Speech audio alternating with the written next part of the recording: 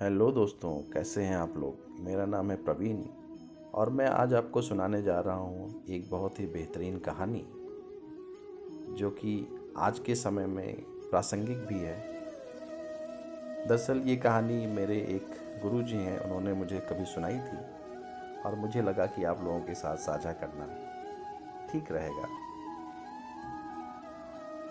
तो हुआ यूँ कि माधवाचार्य जी एक बहुत ही बड़े महान संत थे। एक बार राम कथा सुना रहे थे। उन्होंने कहा, हनुमान जी जब अशोक वाटिका गए तो वहाँ सफ़ेद पुष्प खिले थे। अब राम कथा हो और माधवाचार्य जी जैसे महान ऋषि सुना रहे हों और हनुमान जी वहाँ ना हो, यह तो संभव ही नहीं। हनुमान जी मनुष्य रूप में कंबल ओढ़े बैठे थे। वह खड़े हो गए, बोले, महाराज क्षमा करिए, पुष्प सफ़ेद नहीं लाल थे। माधवाचार्य जी माधवाचार्य जी बोले, चुप कर बैठो, सफ़ेद ही थे। हनुमान जी अपने वास्तविक रूप में आ गए, बोले, मैं ही गया था और आप हमें ही बता रहे हैं। माधवाचार्य जी ने प्रणाम किया, उनका अभिनंदन किया, लेकिन अपनी बात पर अडिग रहे। हनुमान जी भी अड़ गए, बोले, पुष्प तो लाल ही थे। माधवाचार्य जी बोले कि पुष्प सफ़ेद थे। माधवाचार्य जी ने कहा, ठीक है, माता सीता की आराधना करते हैं, उन्हीं से पूछते हैं। अब दोनों लोग माता सीता की आराधना करने लगे। जगत जननी माता सीता प्रकट हुई, बोली, बजरंगबली, माधवाचार्य जी ठीक कह रहे हैं, पुष्प सफ़ेद ही थे। अब हनुमान जी को आप जानते हैं, इस ब्रह्मांड में भगवान राम से अधिक किसी पर विश्वास नहीं था। उन्होंने बोला, हम तो नहीं मानते, यदि प्रभु श्री राम कह दें तो स्वीकार कर लेंगे। मर्यादा पुरुषोत्तम भगवान श्री राम के सम्मुख दोनों भक्त प्रस्तुत हुए, पूरे घटनाक्रम से अवगत कराया।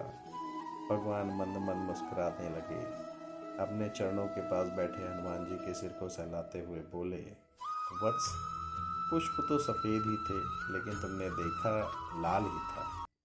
यह इसलिए हुआ क्योंकि जगत जननी की दशा देखकर उस समय क्रोध से तुम्हारी आंखें लाल हो गई थी। सफ़ेद पुष्प लाल प्रतीत हो रहे थे। माधवाचार्य जी का मन शांत है, ध्यान योग भक्ति से वह पुष्प का यथार्थ रंग देख रहे हैं। हनुमान जी चरणों पर गिर पड़े, बोले, प्रभु सब कुछ जानते थे, यह हठ इसलिए था कि आपके मुखार बिंद्रों से कुछ सुन सके।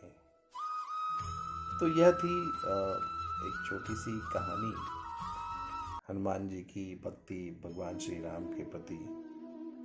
इससे हमें क्या सीखने को मिलता है? इस कथा का निहितार्थ समझाते हुए गुरु जी ने कहा, मनुष्य जिस भाव में होता है उसको उसी रंग में सब कुछ दिखता है। क्रोध, दुख, करुणा, प्रेम, अभिमान, जिस रूप में भाव होगा यह संसार वैसे ही दिखता है।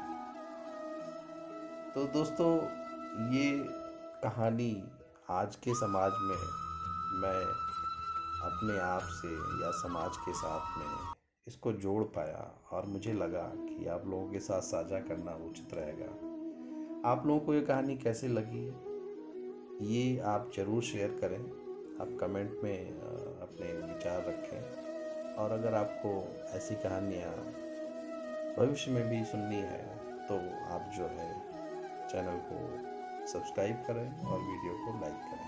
धन्यवाद।